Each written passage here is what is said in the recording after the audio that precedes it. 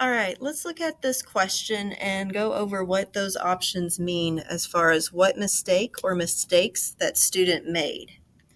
So it says, help student identify the mistake or mistakes made in their quote.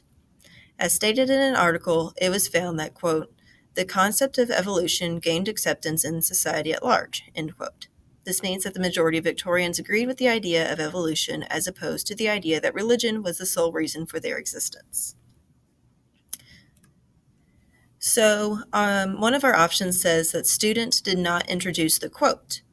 Well, student did do this. When they wrote, as stated in the article, it was found that, so that was not a mistake. So we should not have that box checked off because student did introduce the quote. They did not make the quote stand off on its own. Next, student did not provide the author's last name in his or her citation. So student did not do this, right? They have, as stated in an article, it was found that, but then there's no citation at the end of the quote. And if we go back to that article, it clearly states who the author is. So we should have a check mark next to that, as that is a mistake that the student made. Next, we have student did not provide the date of the article. You should include the date of the article within the body of the essay. So student did not do this. They did not provide the date of the article. However, when we're using MLA citations, you don't have to do that. That's not a part of the citing process for MLA.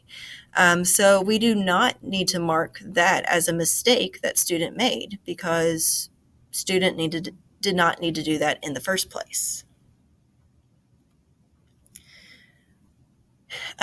Student did not provide the name of the article.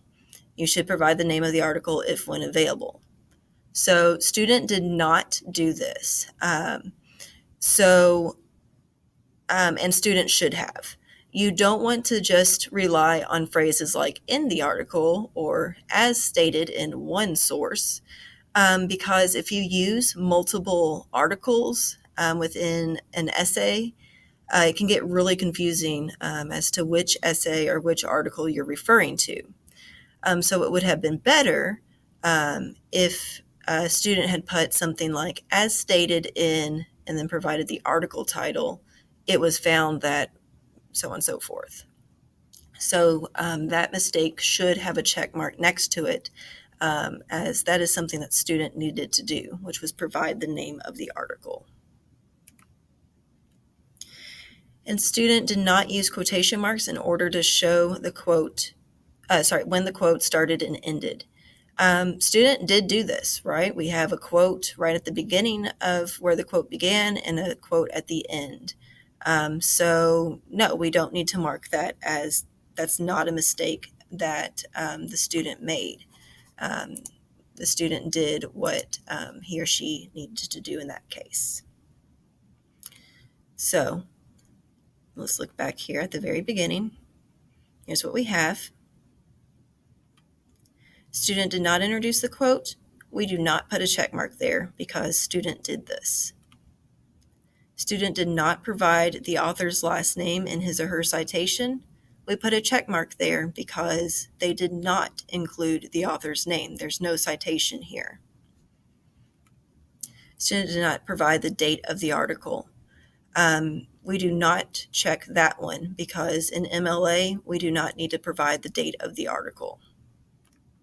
Student did not provide the name of the article.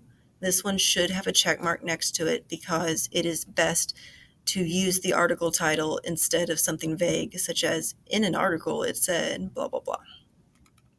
And student did not use quotation marks in order to show when the quote started and ended. We do not check that one because student did that.